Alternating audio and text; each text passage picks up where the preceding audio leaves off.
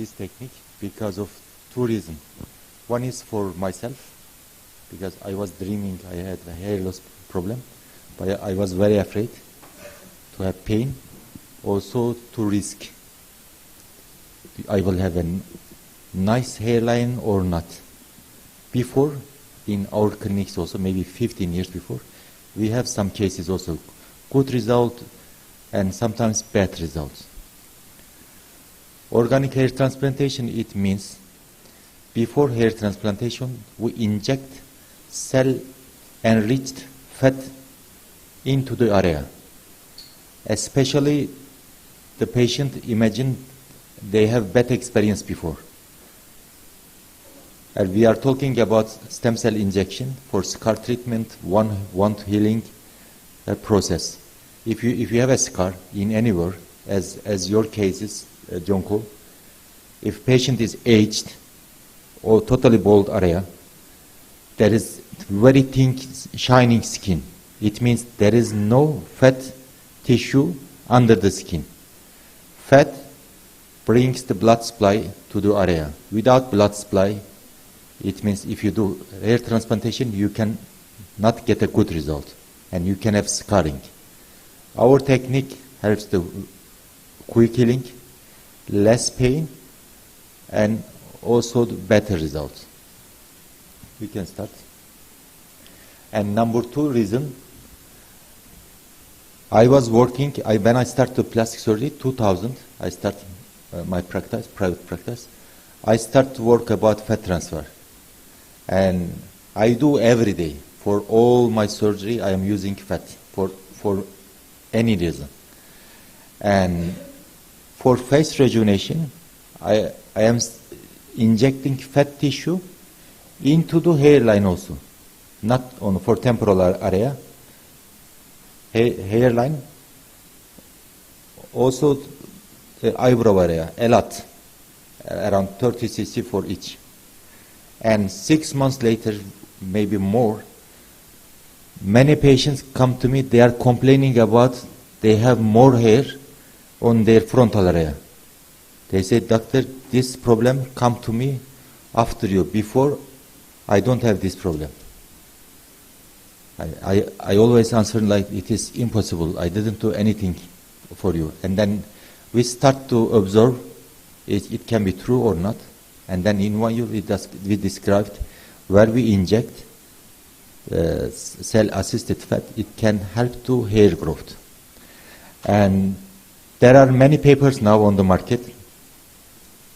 Adipose-derived stem cell or SVF can help healing, also maybe prevent hair loss, also to have a healthy hair or wound healing. These are some papers about how it works. I will not talk about how we prepare stem cells or how it treats. Another one, we have this is our theory. There is a little video when we start. We see the fat tissue around the follicle. And if we have fat, it's like a pump, and it helps the hair growth. Very easy. We took around 40-50 cc fat, 2 syringes, one for SVF, one for fat. First we start to use enzymatic digestion and prepare SVF with 1 syringe. Other one is we make like micrograft or nanograft. It's because it's like an injectable fat. And then we inject the area before hair transplantation. We are trying to inject around the hair follicle, but we are not sure about 100% where is the place we are injecting. But aim is this. Every day now we are doing around 5 to 10 cases.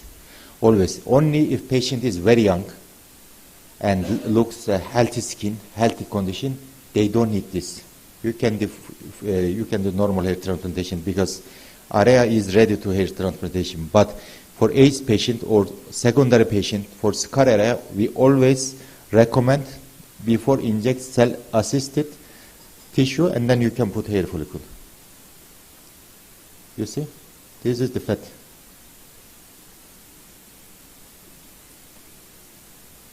Same.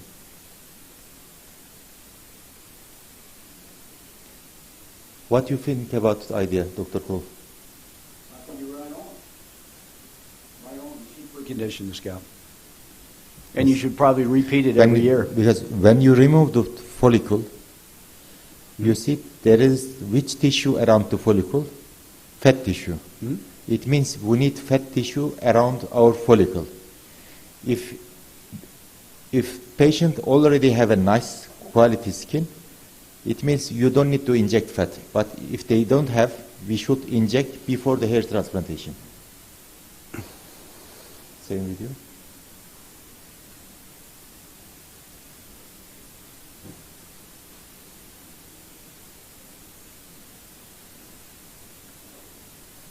From January 2013, March 2015, we did around 100 patients, but now a lot. And we always prepare about 3,000 to 4,000 follicular unit. It means about 6 to 8,000 hairs.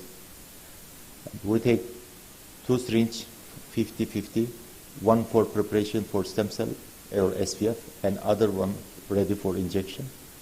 And we prepare like micro or nano fat to inject with cannula. And when it's ready, it's fresh, we inject the area, and Tufia is already done. And then when everything is ready, we open the holes for hair follicle and put it and finish. You see, as I told you, 40 to 40 or 50 to 50, around 80 to 100 cc fat unit for this process.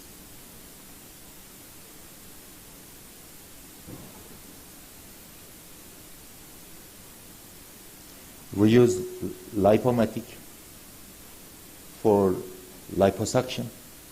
Lipomatic is that like this, the cannula is moving like this and has infrasonic energy. It also helps less bruising and less bleeding. Also, there is a paper about this, as you see here. If you take your fat with lipomatic, stromal vascular fraction from lipoaspirate, it is more than normal liposuction. We did this, and also we combine with enzymatic digestion. If you need, you can add some more fluid, what you have. For example, any kind of mesotherapy products or what you want to give. You can add your solution because it's already like a water, and you can combine. I already told you about how we prepare. And this is the device. Moving cannula. It helps to make it quickly, easy, and healthy. And this moving cannula helps you to have mechanic digestion also. After we centrifuge, we press, we prepare squeezed fat, and then prepare SVF and mix with SVF with lipocondensated fat.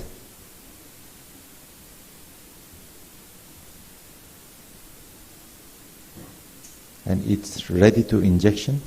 We inject with cannula. We try to inject around the hair follicle.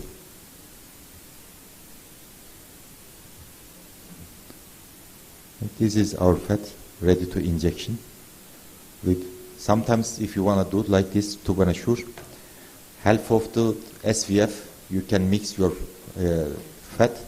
The other one, when you finish everything, you can do with needle injection If you wanna be sure about you are injecting around the hair follicle. This is after liposuction, and this is after lipo kit. You see the difference? It is very important. If you do high centrifuge, 50% of your fat is not fat. This is lipocondensated fat, this is triglyceride, and this is water. I use fat tissue for all part of body, and in my experience, I noticed it is very important where to use. For example, if I do butt augmentation, I don't use centrifuge. But if you need concentrated fat, and your aim is regeneration for hair or for genital, you need to break the cells, and then you need to have like stem cells. Therefore, we use this technology for fat transfer.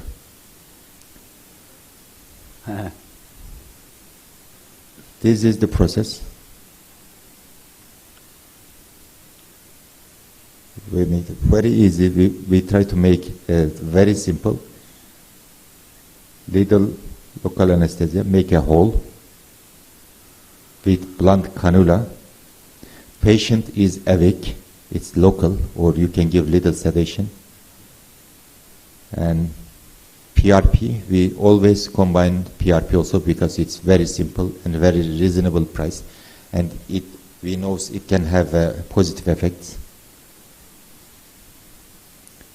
This is lipoaspirate from the patient. As I told you before, we remove around 150 to 200 cc lipoaspirate. Half is already fluid, and you can leave it open or just one stitch. We remove the fluids. This is fat, 100 cc. We think, you see, it looks like a pure fat, 100 cc. I will show you it's not. Look, it looks like a pure fat, 100 cc pure fat.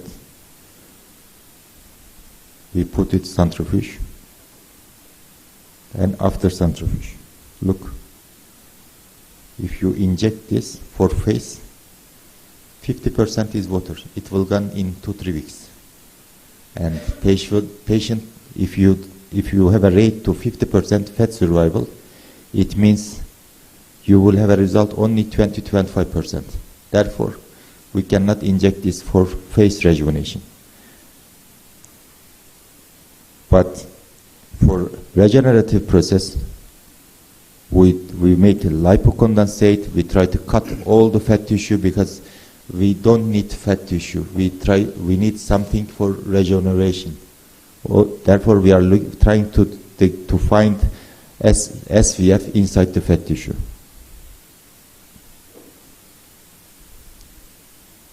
And we take PRP from the tubes. Okay, it's ready. This is the fat. This is the PRP, and this is enzymatic. After enzymatic digestion, we have only 1 cc SVF for stem cells. And ready for injection. We use this same device, blunt, make a hole. You know what I discovered? When I start, I was making a hole, then hairline. Only hole with this, one here, one here. Patient even start to complain about this hole because they have redness. This is I changed the whole place. I put in the hair inside the hairline. They don't want to see any sign. Okay, knee point. We have only 1 point here. We give some local.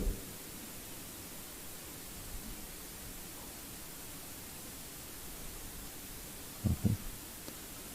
If they did hair transplantation before, and it means there is scarring and very difficult to inject.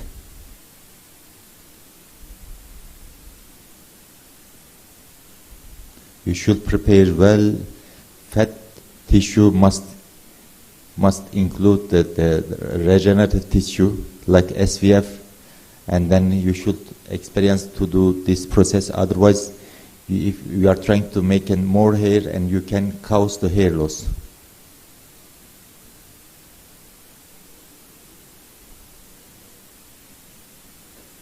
This is the process how we prepare an enzymatic digestion.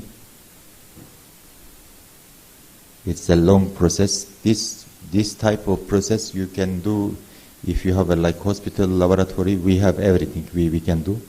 But as I told you one session before, now we have face fat juice kit. Now we can make it more easy, and you can prepare even in office session. This is the process. Enzymatic digestion means we try to kill all the fat tissue and try to have SVF.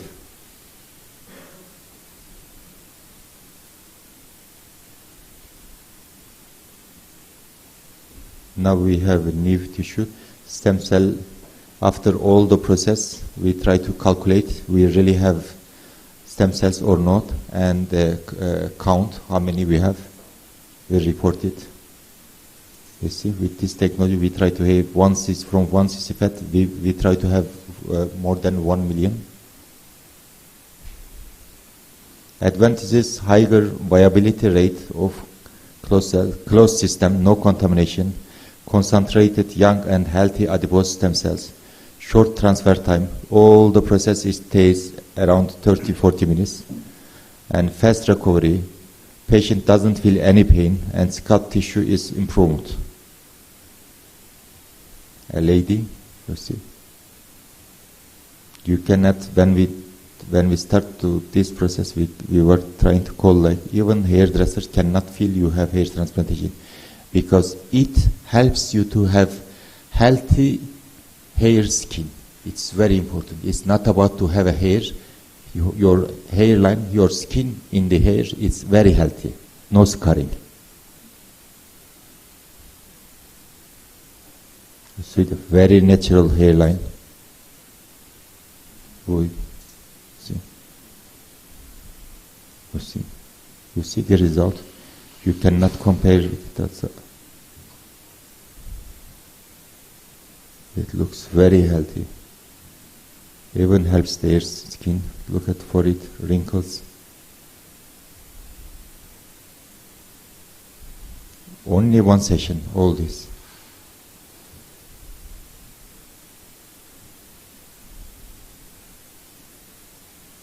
This is the first case I tried this system. Can you imagine? These hairs in front, all these lovely ones, my hair. I did this one only. Others, all thousands. Our successful team, they did. We have very good team.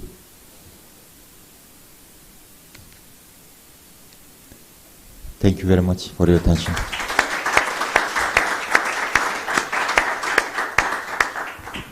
I am really want to learn your idea, because as I told you, I am not hair transplantation expert. Just I have experience about fat transfer, and I described this. And this one 5 years before I present in IMCAS. Everybody, many surgeons who is interested about the regenerative surgery, they thought, oh my God, very good idea. I was dreaming something like this. This is the nice idea. What do you think? I think it was a great idea. I mean, you're a leader. You know, and there's no question the fat increases diameter and it increases density. But I also think it's going to improve the long-term survival of the hair follicle, which is destined to die. You know, and once it reaches a certain point, it can't come back. You know, there's a stem cell population at the top and a stem cell population at the bottom of the follicle. And at the onset of anagen, we get noggin secreted by the secondary germ. And that downregulates BMP, which upregulates the Wnt pathway, and we form a new follicle. So these two stem cell niches communicate. And in hair loss, it's a loss of stem cell niches. So we still have one, but not the other. So it's like you pick up your phone and you call someone, but they're not home. They don't have their phone. So you can't go to dinner with them. They don't answer.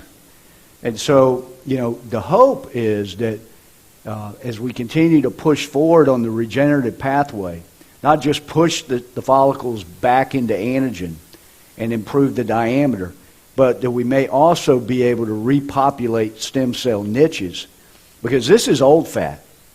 It's old fat. And if you can mix that, let's say, with fetal exosomes, now you've regenerated that fat. This 50-year-old fat is 60-year-old fat. And you've got fetal products that we can mix with it. And that could be part of the solution.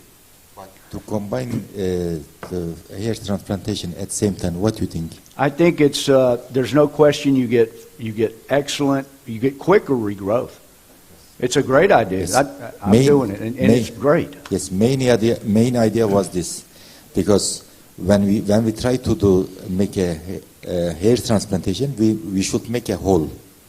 When you do a hole, it means you can cause a scar. You show us one case. Mm-hmm. And we don't want a scar. For healing process and for pain control, even without help for hair restoration, we need fat transfer or stem cell, something like this. Now we are open for questions. First, I would like to thank Dr. Bulent and Dr. John Peter Cole for these amazing presentations. And please, if anyone have any questions, we are open for questions. Can you come here, Dr. Obanovich? You can come here. No more. He has a lot of experience. Welcome also to the stage, Dr. Cihan. Always a pleasure. Yes. You have also many experience about the regenerative tissue. What is your idea about my technique? I think that this technique which you present can resolve this problem as you explain it as a problem, because yes, as good as we are doing hair transplantation, we have still a very high possibility of making the scars. What I think, and I was explaining this during my lecture, that if you are using some methods of regenerative medicine, in this case you are using SVF, you will stimulate better regeneration of the tissue, and you will avoid the possibility to have the scars, and this will overall give you these results what you do. I never did it by myself, but I'm very impressed, and I hope that I will try it as soon as I get back home. Erkekler için konuştuk ama özellikle saç kaybı yaşayan bayanlar için ne düşünüyorsunuz acaba? I will do the translation. He said that normally you are talking about men, but what about hair loss for women? What do you think about that? Well, it's in women, it's a different pattern. They'll maintain the hairline but lose the hair behind, usually, unless they have some sort of hormonal imbalance. In women, it's progressive. And so when we talk about these regenerative processes, the overall objective is to maintain the hair follicle as long as possible. So we can transplant women, but they always get worse. So, I always tell my patients, I can help you, but you must help me help you. And that means that they need to follow a full regenerative protocol, probably annually, even if we do it with transplantation, because hair loss is going to progress. At age 59, 3% of the population is a Norwood 7. By age 70, it's 20%. So the transplants we move from the back to the top are going to thin over time. They're not permanent. There's nothing permanent. All men, all women start to lose hair all over the head at age 35. It's just an androgenic alopecia. It's accelerated. So this protocol is perfect for women. Yeah, for women it's really perfect. And for women we always recommend this. They have no chance. For men, If they are healthy, if they are young, if they have a good skin condition, we do normal hair. We don't recommend because we say you don't need. You already have nice tissue. What do you think? I agree. I think that if we are talking about hair loss is opposite from menopausis and andropausis. So males get bald if they have androgenic alopecia very fast in a couple of years. But also in the andropausis to males it goes very slow. In opposite, in women's menopausis goes in couple of years, but the hair losing goes very slow. And the main of problem in females is that it's quality actually of the all school cover. So. I think that this regenerative procedure are much more dedicated, from my point of view, to females than to males. So I agree with you that I wouldn't do in hair transplant in the women's. I mean, I wouldn't recommend. I will better go with multiple regenerative medicine injection. Well, they're still going to want more hair. I'll give you an example. But first of all, it's critical to catch the hair at the earliest possible time. And there is a test called hair check, and you can predict if someone is going to lose, anywhere on their head just by comparing the measurement in the back of the head with 3 or 4 points on the top. Now, you can predict this is going to go. And I have a famous singer, for example, who was thinning here, and I injected her with exosomes, amniotic membrane, stromal vascular fraction, a complete turnaround. And I can objectively measure the improvement. She's gone from a 60 to from a 90 to 120. So she's got at least a 30% increase everywhere, and in some places 50%. But she still complains. She texts me every week. What am I going to do about my hair? Sometimes you have to combine a transplant with women because they're your most obsessed customers typically. I want to invite Professor Gürsel also. He has experience about he prepares stem cell from the hair follicle. Gürsel, come here. Any question from the audience? Yes? I've got one. What plane are you injecting in? We try to inject around the follicle. So in the subcutaneous adipose? Yeah, yes. There's one case. We did a case at a live surgery workshop in Manchester. And it was Abert Lamlet, Angelo Trevisano, Pietro Gentile, and they were doing the case. And they injected subgaleal, they injected intradermal, and they injected in the subcutaneous adipose. Mm-hmm. Patient had a small area, and they were using needles, and injecting nanofat. The patient, because it's an oil, and they used a needle, not a cannula, there was a small area of superficial necrosis, and the patient was freaking out. And I'm getting the text on this guy too. Yes. So it all grew back, but it's what you have to be careful of. You can hit a vessel. We have seen some cases also because they are looking for what we are doing, but without learn how to do. In our business in plastic surgery, I think if you know how to do, if you have experience to have an accident, it's already like impossible. But if you don't know how to do, we have many cases. They try to do in another place. They inject fat, and there is fat necrosis like lobule or skin necrosis. A lot of bad cases. But if you do every day like us, we are changing everything. We see what is the problem, what is advantages, what is disadvantages, and we are improving ourselves. We have another question. Öncelikle kendisine hoş geldin demek istiyorum. Doktor Peter Kola. Şimdi tabii aslında çok soru var bizim kafamızda ama ben tabii çok da vaktinizi almadan birkaç cümleyle sormak istediğimi soracağım. Bizim hem Türkiye'de hem de dünyada çok sıklıkla karşılaştığımız bu body hair transplant dediğimiz vücudun değişik yerlerinden alınan kökleri hastaya transfer etme ile ilgili. Şimdi bunun hakkında ne düşünüyorsunuz? Sizin de zaten yaptığınızı biliyorum. Ama bu köklerin uzamasının ve daha sonrasında da dökülme eğilimi olabileceği ile ilgili bir takım düşünceler de var. Bunu sormak istiyorum. He first thanked you a lot for coming. He was very happy with your presentation. He has many questions, but he's not going to take your time. He just want to ask about the body hair transplantation and how it grows and how it falls. If you have something to say about that. Well, as I mentioned, we ran out of traditional sources.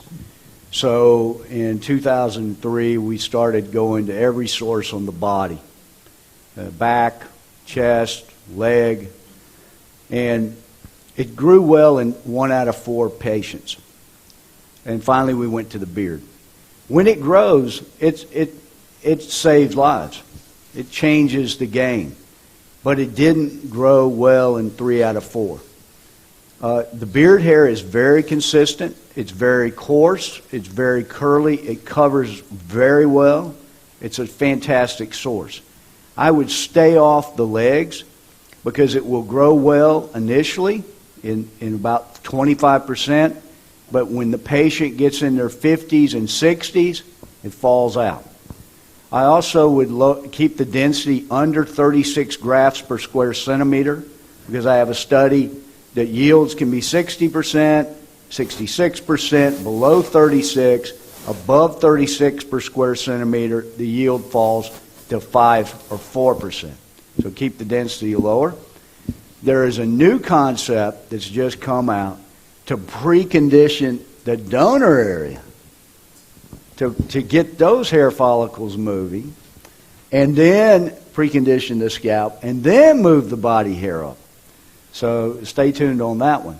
The only thing else I would say is anagen hairs will give you a better yield than telogen hairs, but telogen hairs do grow. So I'd focus on anagen hairs, and the way you locate them is to wet shave about 3 days before the surgery. The anagen hairs will elongate. The telogen hairs will remain baby smooth. On the beard, they're almost all in anagen. So I have patients shave either the night before, the day before, or maybe 36 hours before, depending on how fast their beard grows. I don't want it longer than 1 millimeter. I want to be able to get my tool around it so that I can see the angle and not be impaired with how I extract the graft. Yeah, okay. I don't have a question, but I want to make some comment on the SVF. SVF is a stem cell, or what is that? Well, it's enzymatic. Yeah. Well, there's lots of ways you could call it. That's right. Because in my practice, I have my own stem cell center, which is the first stem cell in Turkey. It's founded from 2003. SVF, in my opinion, SVF is not a real stem cell. SVF is a kind of PRP. If you want to use, and if you want to say that this is the real stem cell, for 2 days I'm hearing something about that if you put the SVF, if you put the stem cell together with the fat tissue, it increases the survival of the fat tissue or something like that. In my opinion, it may increase the survival of the fat tissue, but it's due to cytokines and factors, not. Well, it could be exosomes as well. Yes, not the. But how are you getting your stem cells? Yes, right. If you want to say I'm doing the stem cell treatment with SVF, you have to choose the stem cells from the SVF, send to laboratory, increase the number of the stem cells, mesenchymal stem cells. After that, you can say I'm using the stem cell for the treatment. Otherwise, if you use the SVF maximum you use the 1 million stem cells for the each treatment. Actually, in our practice, we are using the stem cells minimum 4 million to 7 million for the each milliliter and for each kilogram. Otherwise, you cannot say this is stem cell treatment. Sure, you can take the minimum 150 milliliter fat tissue after centrifuge. You can take the SVF, maximum 1 to 2 milliliter SVF, and you can put it somewhere else as a stem cell treatment, but this is not real stem cell treatment.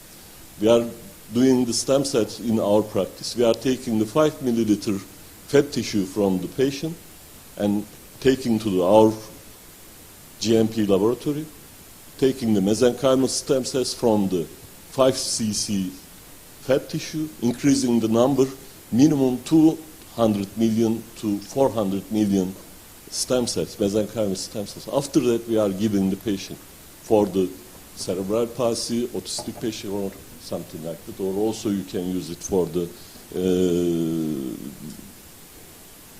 procedure, something like that, for the hair transplantation, something like that. Well, you know, enzymatic digestion is for example, is not legal in the U.S. It's governed by the FDA. But I have an IRB, so I am enzymatically preparing stem cells, and my average count is 30 to 70 millions in 5 cc's, and I've had as high as 210 million cells. But are they pure mesenchymal stem cells? I mean, you're right. In my practice, yeah, we are checking everything from SVF and laboratory-based stem cells. It's the number of the cells is the very, very small number. Right. So there is main effective factor is the growth factors and cytokines. I agree with what you say, and as I previously told in my lecture, we are all overusing word stem cells. So there is a definition that to pronounce something as mesenchymal stem cells, you have to fulfill some of the criteria. They are specific markers, adhesion to plastic, and going into 3 different lines. But we are now talking about 2 different things. What you are talking about, enzymatic digestion, it means that you are getting the substrate which have cells, nucleated cells, in certain number. These specific cells are not just mesenchymal. They are different phenotypes of the cells, which we can consider. Some of them probably are, not probably, some of them for sure are stem cells, but not maybe just mesenchymal. Maybe they are some hematopoietic or some other phenotypes which we can find in the blood. This, what you are talking about, these are expanding cells. So we are able today to expand the cells from the very low amount, as you say, 5 cc's. You can even do it from the less. And you are expanding these cells gradually, and you are getting the number of very strict, in your case, mesenchymal stem cells. Also, you are able to ingrow other cells in the GMP facilities. But these are simply not these are 2 separate things. One is that you are sure what you are saying, that you have product which is mesenchymal stem cells in this and this number. And second thing is, as you are saying, that you have product which contains cells which certain percentage are the stem cells in this and this number. Number of these cells you are calculating on your SVF is not just mesenchymal stem cells. And in your case, after cultivation, you have really mesenchymal stem cells or some other cultivating cells. Yeah, but so I think you are both right and both wrong. Well, you know, yeah, we're going to have other nucleated cells. We know that. But it's the cocktail that's the most important. And just injecting stem cells by themselves may not do anything. In fact, there's some papers that have come out saying, you know, the ratio of certain phenotype stem cells is more important than just stem cells. And it's probably going to boil down to these 30 to 200 nanometer particles, these little vesicles that attach to the cell, and they upregulate the messenger RNA, and this is what produces proteins. And that's what turns stuff on. So stem cells by themselves are like putting the goalie in, but not having a team to play around him. In our work, therefore, we didn't use any cell name also. Therefore, I called organic hair transplantation. It means it is your hair, your fat, mix it and do it. But if you want to do stem cell treatment or SVF, they are doing. We don't say we are doing stem cell treatment, but what we are doing, it works. It's enough for me, for my hand. I agree, and I like this attitude that you never use in your presentation, both of them. As I listen, maybe I'm not right, but I think I try to follow you very carefully. You didn't use the stem cells as a word. You say that you have some names for everything, but you didn't use the stem cells. And just to comment this, what you say, I was talking from the naming perspective. From the theoretical way of thinking, I think that during the expansion of cells, you are getting some of these proteins, what you are talking more, but some of them less, because you are neutralizing or destroying the niche of the cells in the moment. So I'm closer for some indication like hair transplant. I'm closer to theory, because we are debating the theories, closing to theory that we should use products which can be manipulated on the side, because I agree with you that there are a lot of proteins which are improving the condition in the certain indication. If we are taking hair loss as an indication, I'm much closer to your theory. On opposite, for the expanding stem cells have their own usage, and we are now working on that to extract this protein, what you are talking about, from the cell culture, because we can get much more of them. Another critical point, if you want to say to your patient, I am doing stem cell treatment, after process, you are taking the SVF, but no one of us don't know what is that. You have to take the sample and send to laboratory. You have to see the viability of the cells, number of the cells, morphology of the cells, and marker of the cells. After that, you can say the patients, I give the stem cells to you. Otherwise, if you are melting enzymatic, I never use enzymatic way. Every time mechanical way is the more safe and more physiologic way to get the SPF. You have to take the samples and send to the laboratory and check everything. After that, you can say the patient, I give the stem cell to you for the treatment. Well, as he said, there's mesenchymal stem cells, hematopoietic stem cells. They're still stem cells. Yeah. I think we have one more question. Do we have a question? No here? Okay, you have one. At the moment, it's in London, because for alopecia, as people using biotin and bepanthen supplements or IM injection. What do you think about that? Injection or supplement? Injection?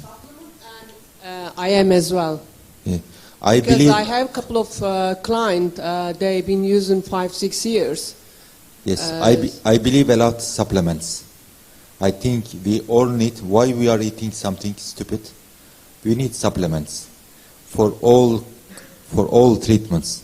Even for surgery, when we do it, we need collagen supplements or vitamins. For hair, in my experience, I believe I don't know which one product is good. For hair, I think supplement, it works a lot. Yeah, I think, Konstantin Stan mentioned yesterday how when he does any type of plastic surgery, he advises his patients to get on these positive protein diets. And, it's not just what we do, it's what the patient does at home. I think it's vital to try to keep your body as young as possible through whatever means possible. And be it supplements, yeah, go for it. Nutrition, yeah. Okay, if we don't have any other questions, we have time for one more question. Okay. Nice job. I know, I made it. Yeah. Yeah, Aziz. Yeah. What do you think for hair transplantation and the vertex area? Well, if you believe Dr. Bernstein, we shouldn't touch it. But we do. Yeah. We have around 1,000 cases. Yeah, it's just, you know, here's the plain and simple math. The average patient in his 20s has 15,400 follicular units back here. By the time he's 70, he's going to have 13,200. So the donor area will thin. The grafts will thin. There is enough hair back here to fully treat a Norwood 3 vertex. That's loss in the front, loss in the crown, and hair is maintained in the middle. Anybody else can't get a full head of hair. So you have to understand that the crown is oftentimes the most important area back here to everyone. To other people, it's the front. To other people, it's just the gap here. So you have to educate the patient properly. And if you attack the crown and the front, he has to know he's going to run out of hair. So this individual, more than anyone else, needs to be on some kind of program to maintain the hair. And he has to be prepared to know that he's going to have to go into other regions like the beard to be able to make up the math. All right? Because when you go completely bald, you've lost around 16,000 follicular units. You may have it back here, but you can't take it all. And you need to almost recreate the density you were born with to look full back here. Whereas up here, you can put 40%, 25%, and sometimes it'll look full, depending on the quality of the hair. So it's Russian roulette once you start on the crown, you know, and it's going to expand. That's the other problem. It gets bigger. And Dr. Aziz runs the hair transplant clinic here, which Turkey is the hair transplant capital of the world. Well, guys, I never seen on the podium a lot of scientists, practical doctor, a little bit combined of commercial things, because at the end of the day, we can't survive with a little bit of commercial. Okay. Everybody have hair here. You have more, I have less, or vice versa. But I'm not talking about you. And Dr. B, it's a little bit disguising all these things. But about this word, stem cells, I always heard about this discussion. Oh, it's not stem cells. Please, it's mesenchymal. Sorry, I'm a practical guy. I don't care. The only thing I want to ask you, and I want to ask you, because you are, and you, do you think that the last generation of devices trying to improve, I don't know what is inside, the quality of, I don't know, helping something, it's good or not?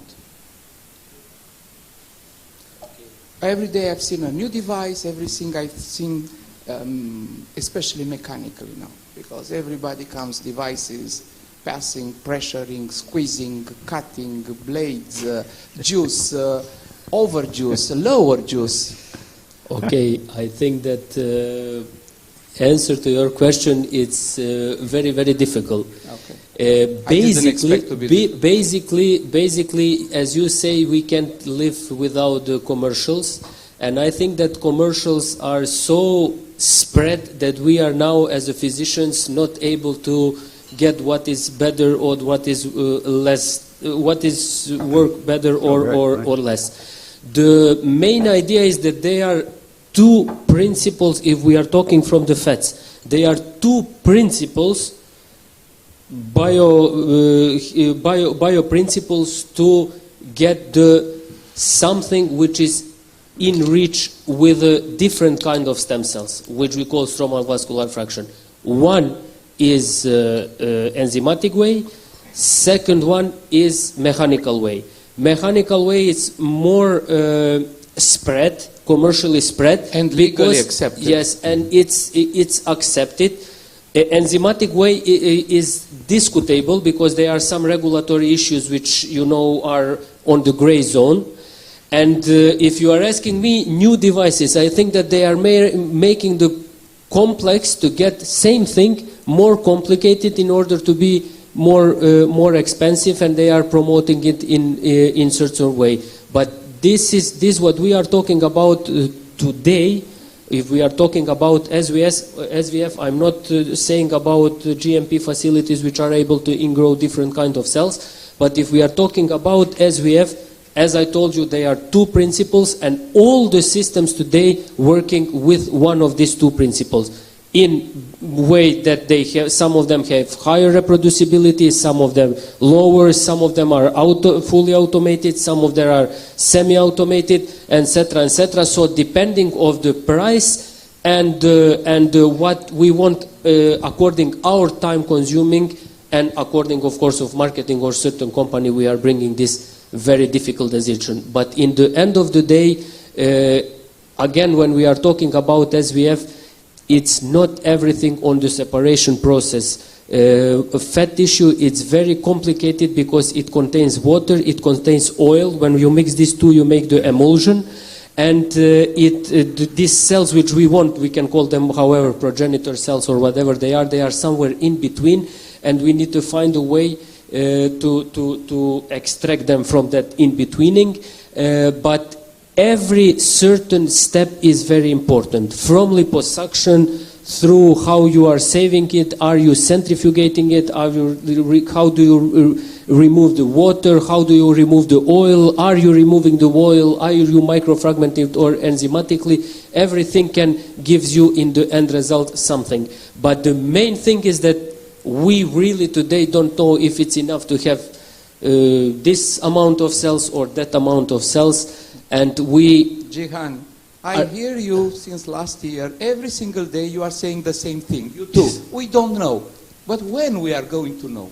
I hope in the next conference we will have a little bit more details. Because why I think this? We finally figure out, we people who are in the lab, we figure out that... But practically speaking, give a words for this, not stem cells, to call what we have in the operating room. I'm practical, I do not have a GMP laboratory, I don't using enzymatic digestion. How can I call to be honestly not criticized? I think that SVF, stromal vascular fraction, is very appropriate name. This is mixture of proteins, different kind of cells in between these different kind. And it's going to help. That means I'm not going to cheat my patient. No, you are not cheating. No, you are not. You can say that you are selling the stromal vascular fraction. If I want to use a commercial name, I can call juice. Yes. Yes. Why we don't call that juice? Fat juice. Fat juice. Fat juice. Yes. Fat juice. Fat juice is very, you know, it's not traumatizing. What speed do you rotate Why at? everybody How many calling rotations? my What technique temperature do you commercial? enzymatically digest at? Everything have juice. Apple, orange, Juice. Yes, tomato right. has juice. Fat can have a juice also. It's not commercial. Great. If it's a juice, it's juice. I didn't say what is include. I call only fat juice. Maybe there is nothing inside. Okay. In the end, it's worth it to invest in technology in the laboratory. But we are practically, with these devices, we can really a little bit close to the magic, which is stem cells. Because really, don't think that stem cells is going to reproduce organs. The majority of the patients are thinking, yes, they are going to make another ear, another nose. It's not true. Just simply adding my hair, my skin quality, I don't know, other things on our body. Because this is about why you are here, doing aesthetic medicine or surgical things. Yes. Not GMP laboratory, it's very expensive. Not for me. No. I mean, I'm an aesthetic surgeon. I'm doing my practice in my own hospital, and I cannot use stem cell easily and every time. So I'm sure that stem cell treatment means is the commercial name. This is not scientific name. If you don't know the number, viability, quality, and infection check of your product, you cannot say that this is stem cell treatment. This is commercial. Sure. This is the commercial. This Don't is worry. advertising. Fat I will juice. call fat juice. Fat juice. Yes, maybe. Okay, guys. You can say the fat juice. To be honest, Absolutely. this should be Dr. fat Calabria juice. just waiting to use a fat juice in the United States. Okay. But I really think that whatever you are using as a clinicians, I think that a very good investment will be to have a simple cell counter like you show on your. Which one the best, Luna? Yes. Whichever, but to be basic cell counters, and this is for patient maybe best possible thing to tell them exactly this is analysis Okay, or great. what I This give is a you. good recommendation for Yes. stromal vascular fracture, but also for the PRP. No? Yes. Because we need to really be very. And strict you are in able to control the quality, to the have quality control, and to know what you are giving, and to compare it with clinical results. So Okay. maybe you I find think out something. that discussion is non-ending story with you, scientists, and GMP I want laboratory. to say this something different. I know. If you use the normal condition stem cell, it never works. I'm sure that. If there is some inflammatory process, if there is some injury, okay, when you put the stem cells, it differentiates to the damaged. I understood. That Yeah. I'm relaxed now, Otherwise, because if you anyway use in the operating room we are doing damages to the tissues. That for Yeah. sure. That already we create some stem cells creation or progenitor factor. But it's too much science, guys. Let's stop this because we are going to sleep. No? Put on sleep, everybody. Thank you. This is only for you. Thank you, Dr. Constantine. I want to thank you especially Dr. John Peter Cole, Dr. Bulent Cihantimur, Dr. Dizihan, and Dr. Gursel. Thank you.